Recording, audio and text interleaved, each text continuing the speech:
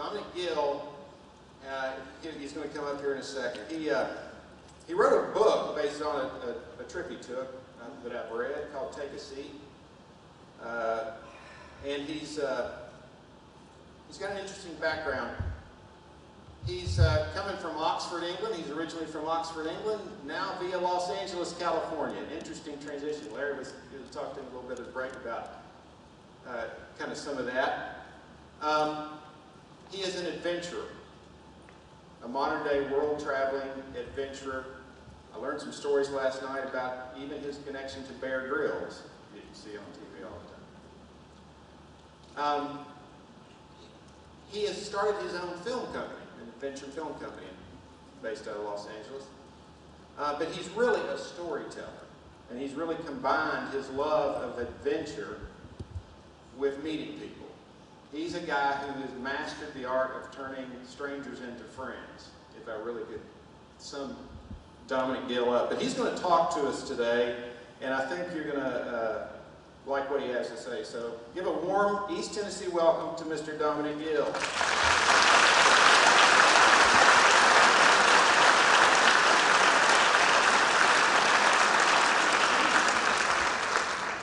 Thank you for having me, everyone. I have been baffled by numbers today.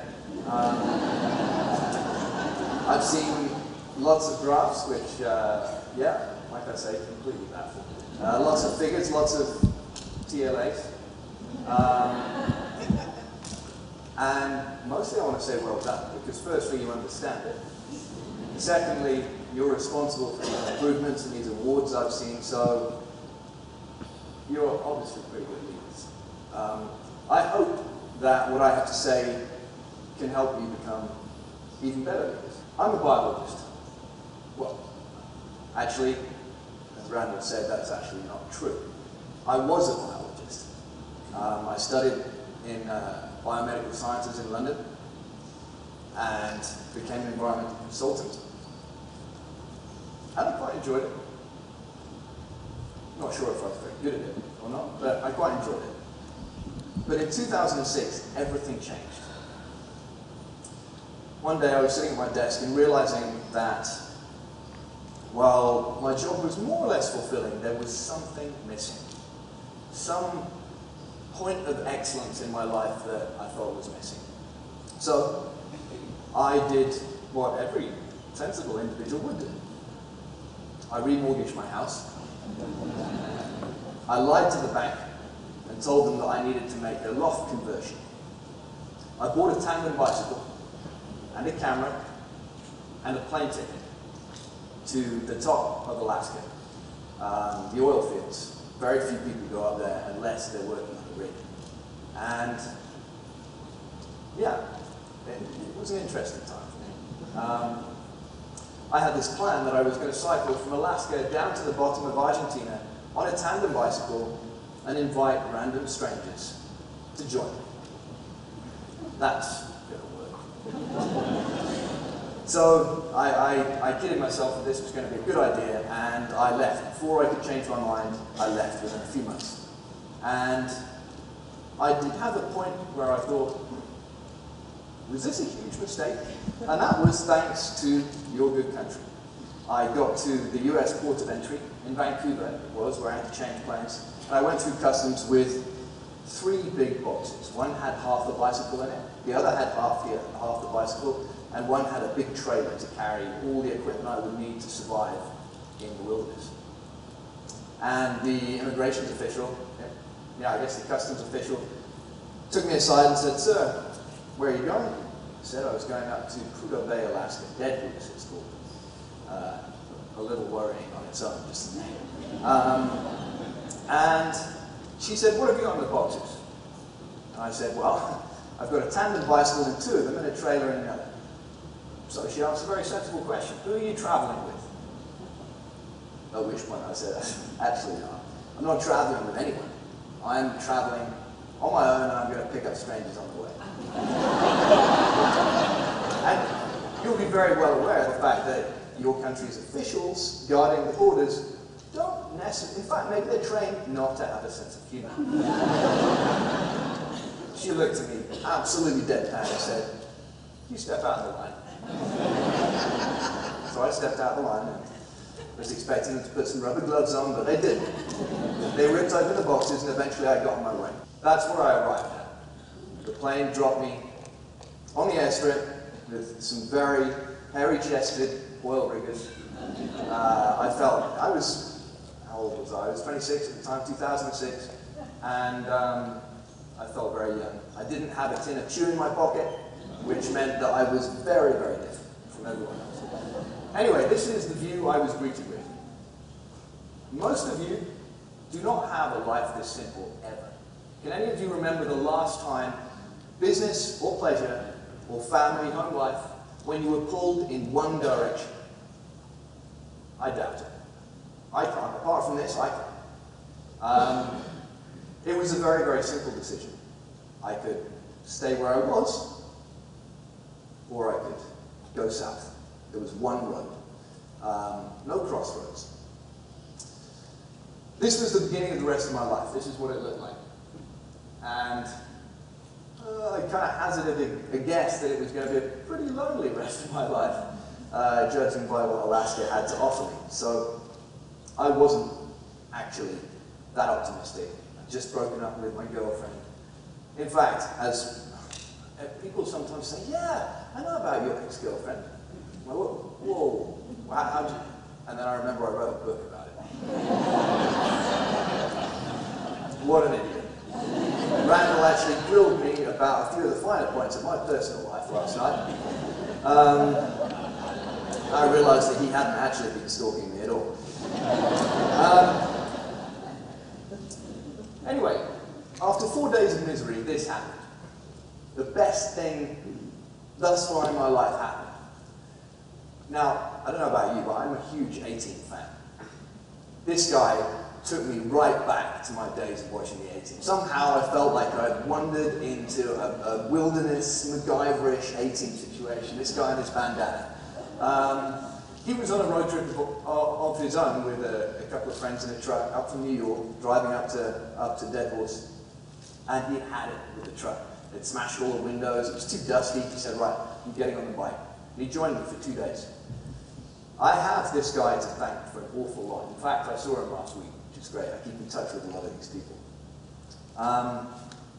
He made me realize that my journey, my 20,000-mile journey, was actually possible. I would be able to find strangers that were adventurous enough to step up to the plate. Then, it happened again. And again, and again. It was amazing. All the way through my journey, I would make new friends. And they all had a different reason for joining me. Some of them were simply sick of the alternative. Others, hitchhikers for instance, they'd be sitting on the side of the road in the middle of nowhere. I'd ask them if they wanted to jump on. And honestly, probably wasn't a car within 3 or 4 hours. So, you know, makes sense, yes. Break up the day. Save them sitting on their backpack for another 2 days before someone arrives. But all shapes and sizes. These people were not bikers. I was not interested in just meeting people like me. People that were lucky enough to, to have all these activities and understand maybe the value of having an adventure. Sometimes these people needed to get to the next village. Sometimes they were kids just wanting to have a bit of a laugh. This one, incidentally, in El Salvador, didn't pedal at all. Which, of course, I disciplined him on. That was not a good look. But overall, I had 270 different people brave enough, adventurous enough to say, you know what? I'm going to try this out. I'm going to go on a 1, 2, 3 day adventure. Some one person stayed for 2 months with me on my bike, which is amazing. Staying with me for 2 months anywhere was pretty amazing. Yeah, so 270 different people, thousands and thousands of memories. I learned one very, very important lesson. Well, I learned quite a lot of important lessons, but the one I wanted to tell you is that the more open you are to experiences, the more you will learn. And that's the thing about a tandem bicycle.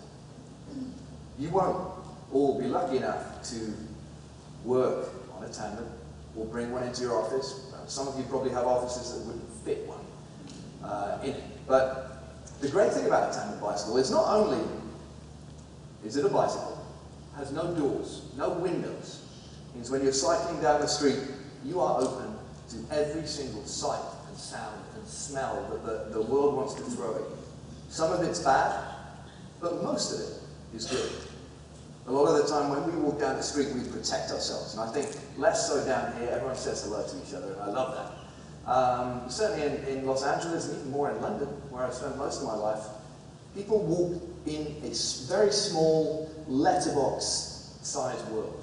They don't look at you because they think it's safer if they do not. The bicycle forces you to rely on those people for help. I was traveling 20,000 miles with enough food to look after myself for a day or two on the bike, maybe 4 or 5 gallons of water if I needed to cross a desert, but ultimately, I'm going to have to speak to someone, probably in their language, to get them to help.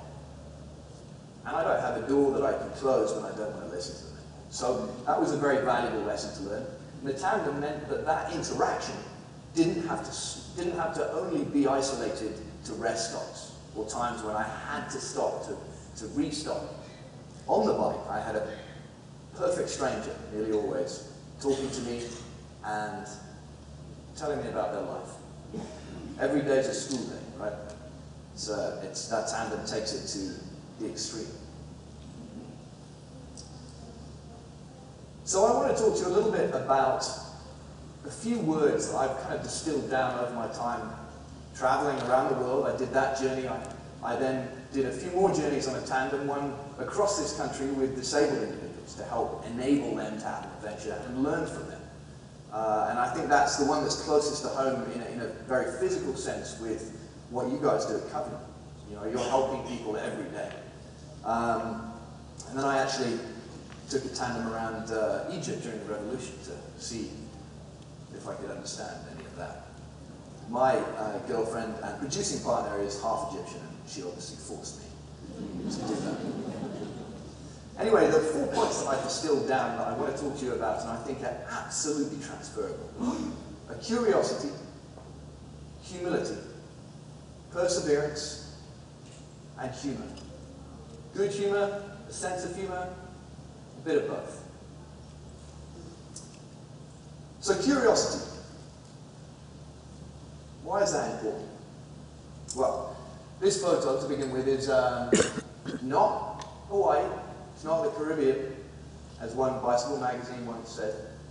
It's actually the world's largest salt flats, nearly 14,000 foot above sea level. And here I am carrying the tandem and then my bags and then my trailer across the very corrosive salt water that exists around the edges of this salt flat.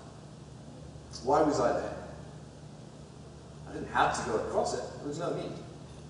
I wanted to see what was in the middle. Perhaps fairly foolish.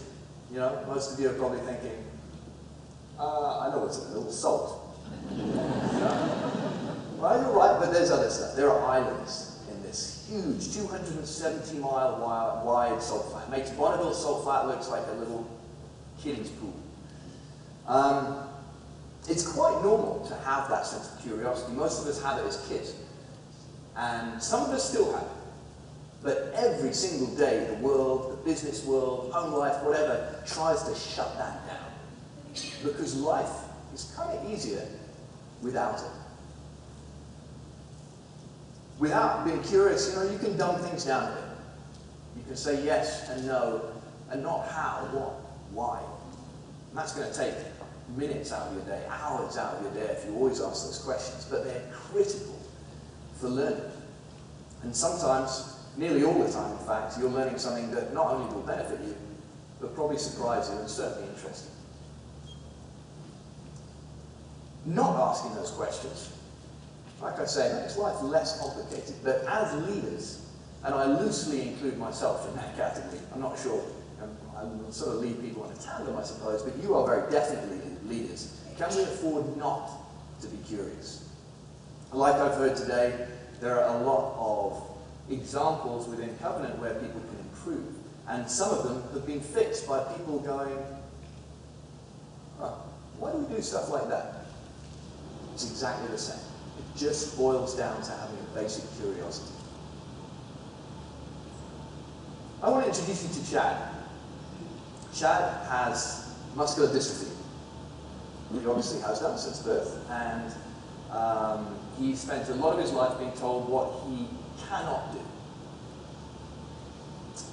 Chad is a curious individual. I met him on my journey across the states from Santa Monica, California to New York, Central Park, and I divided the trip in my head into 10 sections. At the end point of each one of these 10 sections, I would stop in a town and drop whoever I had up on the bike off. I wouldn't just leave them on the sidewalk and make sure they could get home one way or another. And I would go and frantically search for someone else brave enough to get on the bike who couldn't otherwise experience an adventure like this. So someone with some kind of disability that prevents them from getting out and doing exactly what they want. Chad heard about this trip, and he said, all right, I'll do it. Can you imagine? I'm sure there are a lot of people in the room that said, there is no way I would get on a tandem bicycle with you and cycle out of my neighborhood. Quite rightly. We're not to be trusted, simply. Almost ever. So you might think Chad's a fool. But seriously, it's a very brave thing, especially with someone with a kind of disability that makes them in some way vulnerable. And again, you guys deal with these people every single day. And it's fascinating to see how much they trust us. And I think we can learn a lot from just that right there. So Chad joined me. He had the curiosity to wonder what was out there, to wonder what was beyond that very sheltered world where he's told what he can and can't do. Doctors every single day say you can't push too hard. Your body won't take it.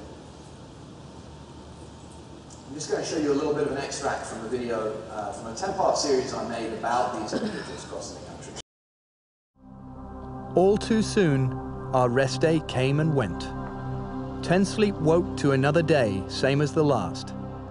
And we said our goodbyes to yet another newfound friend who was pleased not to be pedaling with us. I don't even like to look at that thing and get on it. I looked at them seats and there ain't no way I'd sit on one of them things. Well, I gotta be honest, I'm gonna miss you guys. Thank you so much. Oh, thank you guys for being here. Bye next time. Okay. Woo!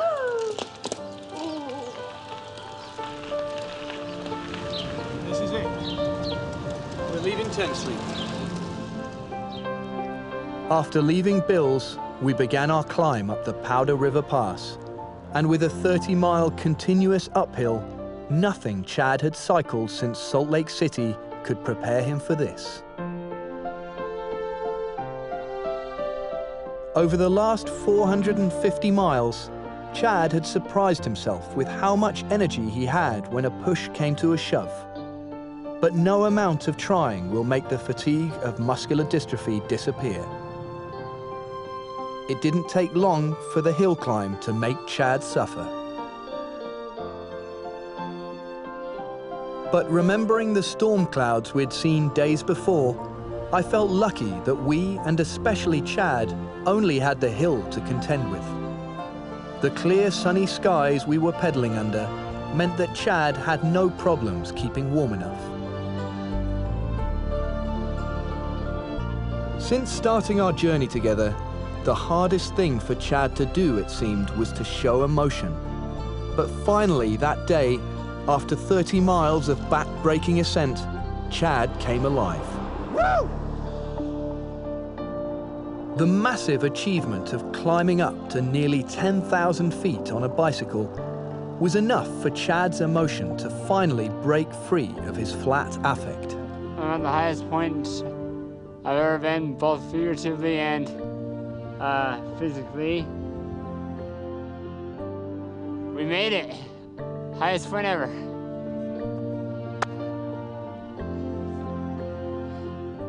Chad's pretty amazing. He's also absolutely insane. He told me that General Custer was alive and well. I obviously believed him for a little while, figuring he's an American citizen. You guys probably have some kind of an exam for that kind of thing. But anyway, I now know the truth. Yeah, so he smashed through any of the glass ceilings that he'd been told he had. Does someone with muscular dystrophy cycle a bike nearly 500 miles? Absolutely not. Or do they? Well, they can, it turns out. Pretty amazing. And it's credit to him that he found that out, not me. For him, he did. That's it. It blows my mind every day to think about it. I have a very, very easy job. When it comes to curiosity, my life is easy. Every single day, interesting stuff lands on my doorstep. I live in a community of outdoor athletes and filmmakers who the lifeblood of their work is finding stories, finding new stuff to record and document and do. So it's switched up. Every day on this journey, I was going somewhere new that I never knew before. So it's very easy for me to be curious. For you, curiosity looks maybe very different. You're going to the same place every day. You're wandering down the same corridors every single day. But things are changing. Things are never the same. A lot of you will be well aware of that. And curiosity may not look like what's out there on those salt flats, but why is that patient laughing so hard? You know, I mean, it's some interaction with the nurse. You know, what has that nurse done to make that patient laugh so much and improve their day a little bit? You know what? I'm going to find out, because I want to tell that joke too. Or maybe, you know, you've seen something in a graph today, the cost saving there. How can that be possible? You know, we're already at rock bottom. Well, maybe all it takes is asking the question. So it's worth remembering that it pays to be curious. The second key word, humility. The synonym, modesty, respectfulness, but I prefer humility. This photo was taken actually in Colombia, and I noticed this kid cycling around for about 40 minutes while I went around town finding somewhere I could sleep. And I made a promise to myself on the road that however grumpy or tired or just plain English I was, I would interact with people. If they seemed to want to interact with me, I would reciprocate. It was literally, sometimes I had to force myself, and all I actually want to do is sit down on my own and eat ice cream. But I would interact. And on doing so with this kid, I found out that he had a flat tire, and really he saw the world's largest bicycle with enough equipment to sink a battleship on it. And he quite rightly suspected I might have the ability to fix a flat tire. So he followed me around, got talking to me, and I sat down and fixed it. I learned his story. Flat tires were actually my saving grace on the entire trip, not because I had them, but because other people had them. And I would cycle past another story I was telling Randall about last night. I was cycling through Panama, and I saw on the side of the road two older gentlemen, and they were both poring over this absolutely antique bicycle. None of us, you know, would ever risk our lives enough to ride this bicycle. And it had a flat tire, and they were trying to pump it up with this pump that had more holes in it than just sieve-like bicycle pump. And so I stopped and helped. When I helped, the guy says, "Where are you staying tonight?" I said, "No, I'll sleep on the road in the gutter with the dogs, same as usual." And not in England, obviously, not at home, but on the road. Our gutters are too filthy in England to sleep. Anyway, he said, "Well, you're staying at my house." So he insisted I followed him on his bicycle into the jungle, literally into the jungle down a track, and we got to his house. House is an exaggeration.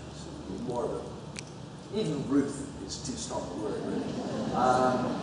But he had his family there, five people in his family, including his grandfather, and one bed, which on no account would they sleep in as long as I was with them.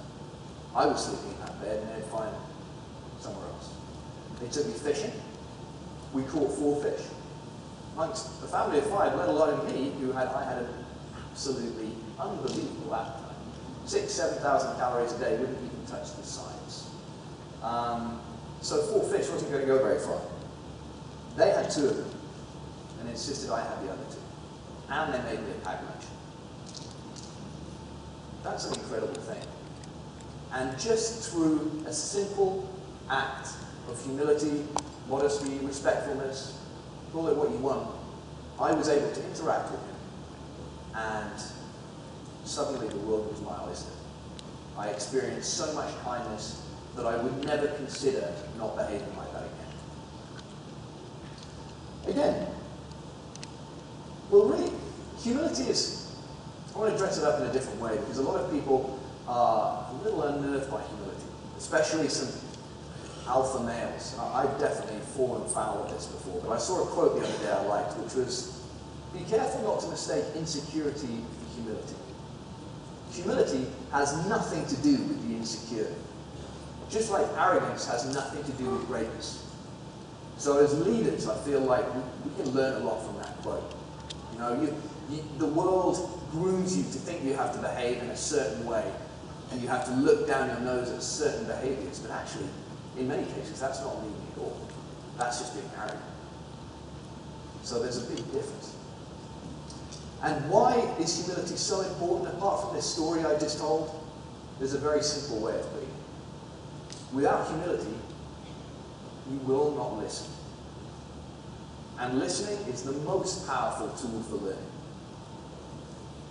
In personal life, work life, whatever. If you do not listen, you will not learn. What are we always telling our kids? You never listen. It's true. And when they do, they learn. Perseverance. This is a pretty one that I can proudly say I have a certain amount of physical knowledge of. I feel like I have the skeleton of a 65, 70-year-old due to persevering or just giving it too much stress for the last 33 years. But it wasn't just me that persevered, it was all those absolutely mad heads that joined me on the road. This is Jocelyn.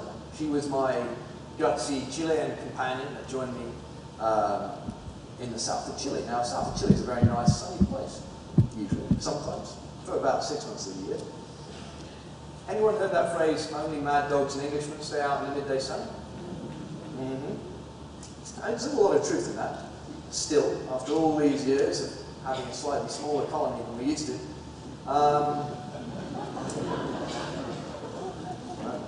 so it's time for me to show some humility. Well, it's also true that only, not even mad dogs, only Englishmen stay out in Antarctic winters. And I was in touch, by this stage, nearly 2 years into my journey, I was in touch with a number of cyclists that were also traveling around on bicycles in the southern hemisphere. I was the only one that when they realized they were getting down into the winter there, the only one that was stupid enough to carry on. Sorry, smart enough to carry on. That's perseverance too. But really, when I think of perseverance, I think of one man, a guy called Kelly Lane. This man, my producing partner and girlfriend, would be absolutely, she would hate the fact I had this slide up, but it just makes me laugh every time, because you can never, talk about perseverance, never, ever underestimate the challenge of driving a camera vehicle at between 11 and 15 miles an hour across the entire country. There's a challenge for any of you to undertake. If you can get the time off, which I highly doubt it. Kelly Lane, who you can see in the background there, was the godfather of, or is the godfather of whitewater kayaking in South Dakota. Like here, there's a lot of whitewater there, and it's a well-loved sport. He was responsible for pioneering a lot of descents of those rivers.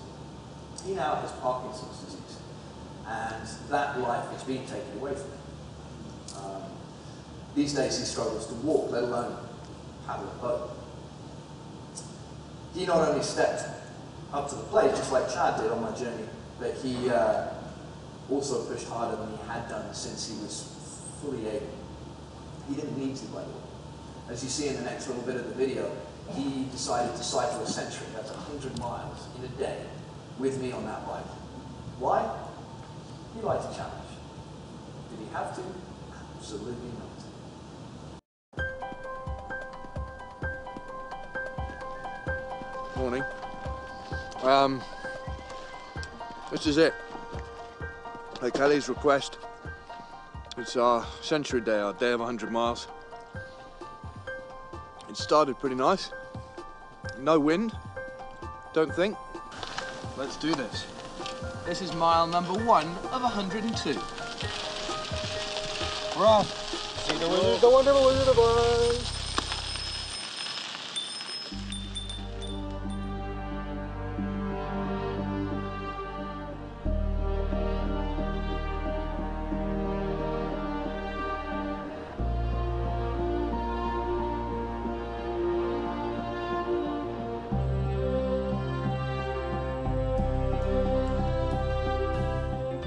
As we ground it out through the windless flatlands, Kelly's symptoms never disappeared, but it seemed like nothing would stop him from reaching his goal.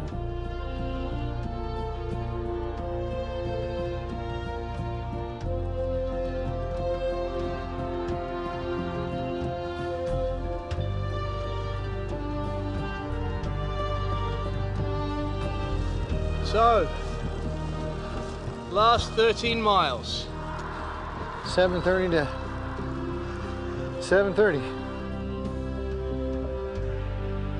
We just completed a century, meaning we pedaled 100 miles in one day. And we have about 3 more to go. Yep, full. Only days before, Kelly's crippling disease had left him all but paralyzed.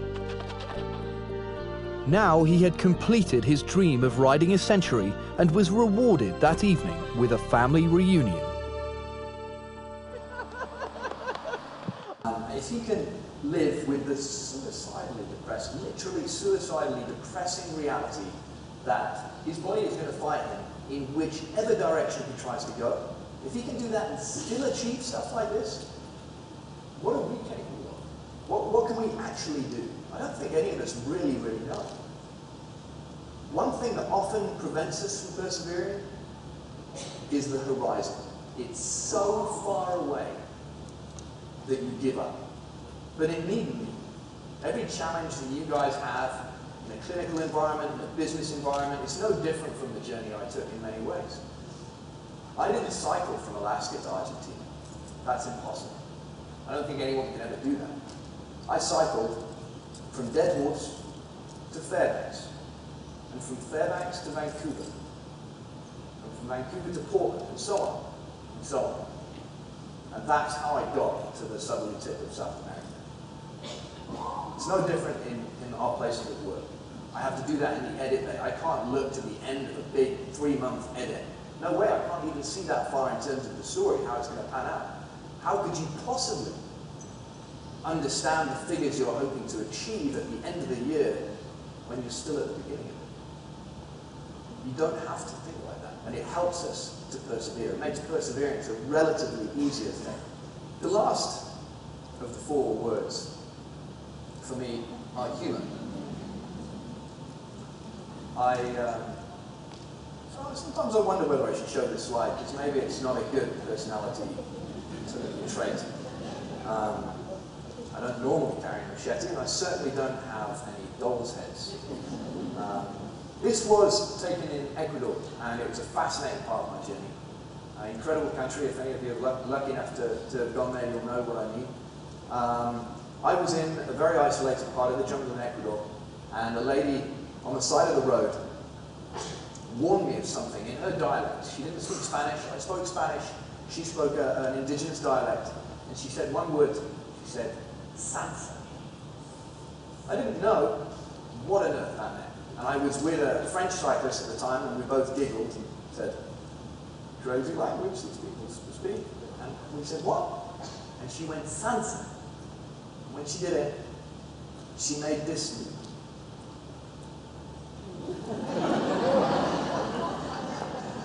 At which point I stopped laughing. I might have nervously laughed a little bit. We said, in the best Spanish we could muster, "Headhunters?" She nodded. Turns out, They still believe in this isolated part of Ecuador that headhunters exist, head shrinkers to be precise. And, what's more, when we got to the next village, we asked a few questions. Apparently, they like the heads of foreigners. Blonde, even better. My hair was a little sun-bleached at the time. So, a little later in the day, I found this doll's head. And this was, joking aside, it worried me. A little bit. You know, so I found this doll's head, and I picked it up, and me and this French cyclist, we had a good chuckle about this, because we figured, finally, we've got something to barter with here. You know? It's a pre-shrunk blonde head. What more could they want? It's kind of the Walmart of headhunters, you know? It was amazing. So, this doll's head helped me make light of the situation that really almost made me wet myself.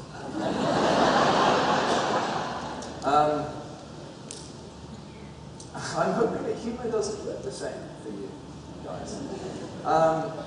Really what I'm getting to is humor can help as a coping mechanism, as long as it's well placed. While most of my humor is incredibly infantile and not well placed.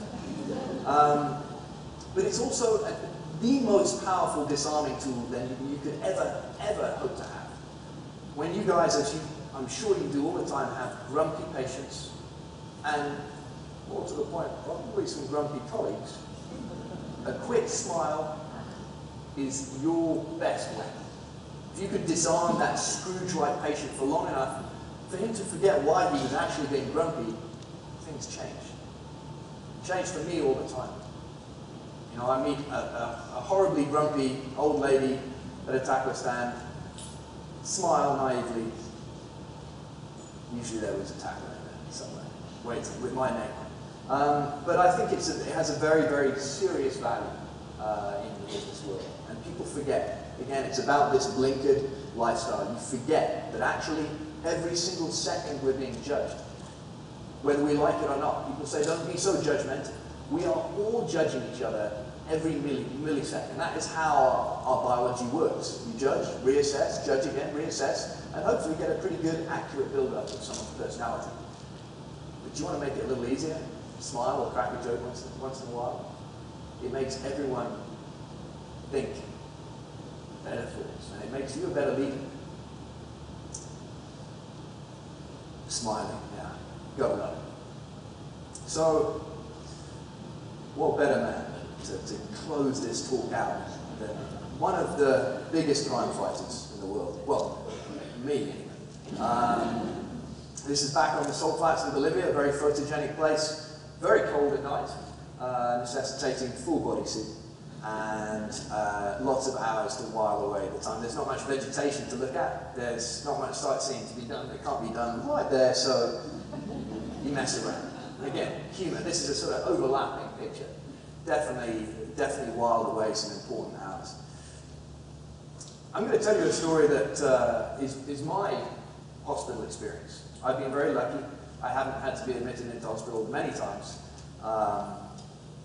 And apart from some plastic surgery, and that all went wrong, as you can see. I broke my arm very badly when I was 16 years old, and I went in for 2 surgeries. The first surgery, I had anesthesiologists, or we call them anaesthetists, who basically, it was the first time I'd ever been in for an operation, and he put me at ease. I sat there, and in the pre-med room, he said, yeah, how are you doing today? And I was worried. I said straight away, yeah, good. Do you want me to count down from 10? Is that, I've heard that stuff on films and stuff. Is that what I can start doing that now, or 100 maybe? And he said, no, don't worry about that. You're way ahead of me here. Where are you from? What do you do? I said, well, actually, I really like rock climbing. That's what I do when I've got time. And there's no way.